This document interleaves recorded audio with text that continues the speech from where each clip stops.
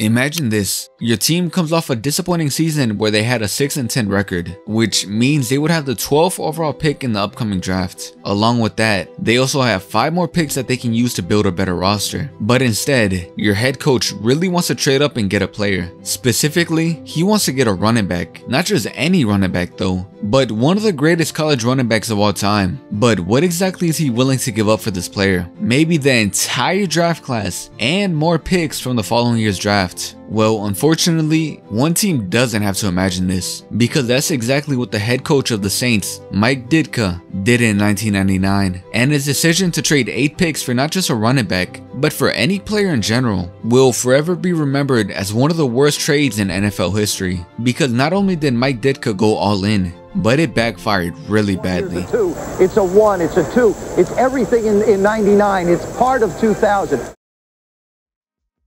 Before I get into the infamous trade that Mike Ditka pulled off, I first want to talk about who Ditka wanted to get and why exactly was he willing to give up everything for this player. The player in question is Ricky Williams. Ricky Williams began attending the University of Texas in his freshman season. He had been one of the top running backs in the nation coming out of high school, so it really wasn't surprising that he would be pretty good. But over his 4-year span with the Texas Longhorns, he became something special. Ricky didn't have to wait to get playing time because he would be named the starting fullback for the team in his true freshman season. In the season opener, Ricky ran for 95 yards and just like that, broke the school record for most rushing yards by a true freshman in the first game of the season. He ended his freshman season with almost 170 carries and 990 rushing yards. He also had 8 rushing touchdowns, and Ricky would continue to progress upwards year after year. In his sophomore season, he had almost 1,300 rushing yards and 13 touchdowns. Ricky finally made the switch from fullback to running back in his junior season,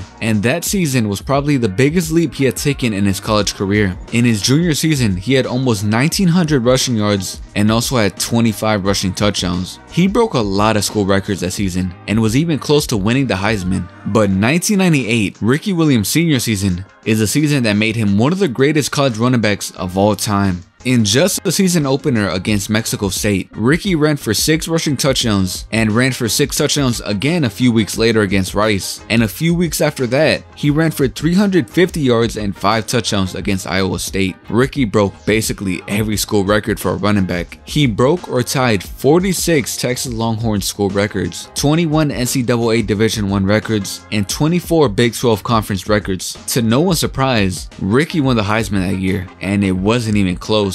He received so many accolades that I'm not even gonna name them all because it would take so long. He also eventually made the College Hall of Fame. I say all this to put in perspective just how good Ricky Williams was coming out of college.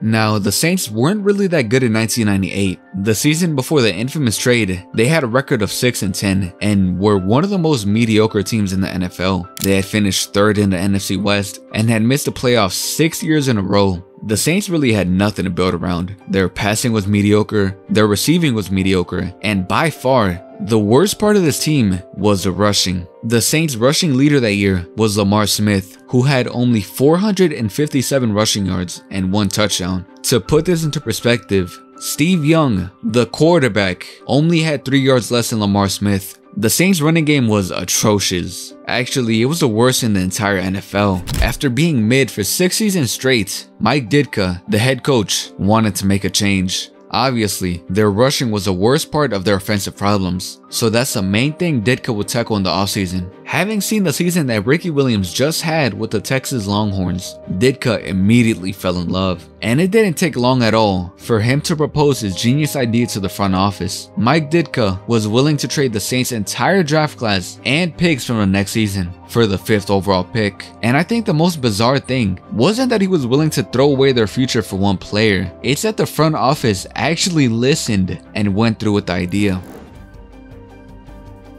Day 1 of the 1999 draft. After picks 1, 2, and 3 were announced, the Colts were up next with pick 4, and instead of picking Ricky Williams, they decided to go for running back Edgerrin James, which meant Ricky would be the 2nd running back in that draft and would be available at the 5th pick. And that's when Ditka made the trade with the Washington Redskins. The Saints traded the number 12 overall pick, a 3rd round pick, a 4th round pick, 5th round, 6th round, 7th round, and next year's 1st and 3rd round pick. In return, the Redskins gave them the 5th overall pick, and the Saints would use it to select Ricky Williams. This trade shocked the entire NFL. Headlines everywhere talked about the Ricky Williams trade. ESPN even came out with a magazine that had one of the wildest covers ever. On it was Mike Ditka next to a Ricky Williams that was wearing a wedding dress. The picture was meant to show how enamored Mike Ditka was with Ricky Williams. The Saints in the 1999 draft only had 1 pick. This was the first time this had ever happened in NFL history. The pressure was on. The Saints had shocked the entire NFL and had obviously shown that they believed Ricky Williams was their guy. But was he actually? Well, not really.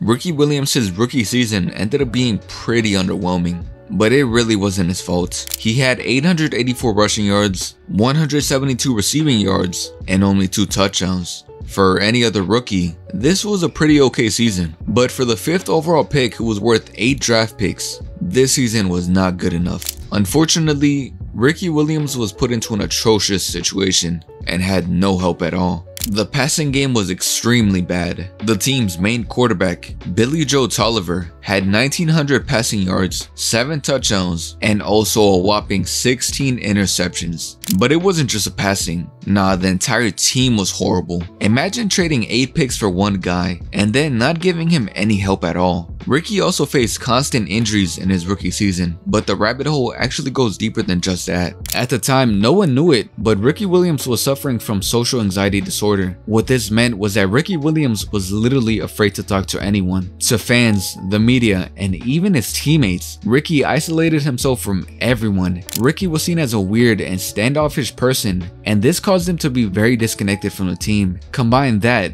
with having the pressure of an entire franchise on your shoulders, and Ricky Williams ended up hating playing with the Saints. And I guess that reflected the Saints that year, because the Saints had one of the worst seasons in franchise history. They had the 2nd worst record in the entire league, going 3-13. I think you can probably expect what happened the second the season ended. Mike Ditka, the GM, and the entire coaching staff were fired. After this season, Ricky Williams actually started doing better, and in 2001, he had 1,245 rushing yards and 511 receiving yards. The thing with Ricky Williams is that he was actually pretty good, but the expectations were so unbelievably high that he would never be able to live up to it. Despite actually doing pretty well, after the 2001 season, Ricky lost his job to rookie running back Deuce McAllister. The Saints traded Ricky and a 4th round pick to the Dolphins for 2 1st round picks and a 4th round pick. Funny enough, the very next season with the Dolphins, Ricky Williams had a career season. This dude Ricky Williams played every single game and had almost 1,900 rushing yards, 17 touchdowns, and almost 400 receiving yards. He was named an All-Pro, made the Pro Bowl, and came in 4th place for Offensive Player of the Year. In the end, Ricky Williams turned out to be a really great running back in the NFL. It was unfair just how much was expected out of Ricky from the very beginning. And even though Mike Ditka traded 8 picks for Ricky, in the end, the Saints actually ended up getting compensated after trading Ricky to the Dolphins, and also ended up with their franchise legend running back, Deuce McAllister. The only person that truly did not get a happy ending was Mike Ditka, because he never got a head coaching job again. The craziest thing about this entire situation to me though, is that years later, Mike Ditka said he would absolutely do it again.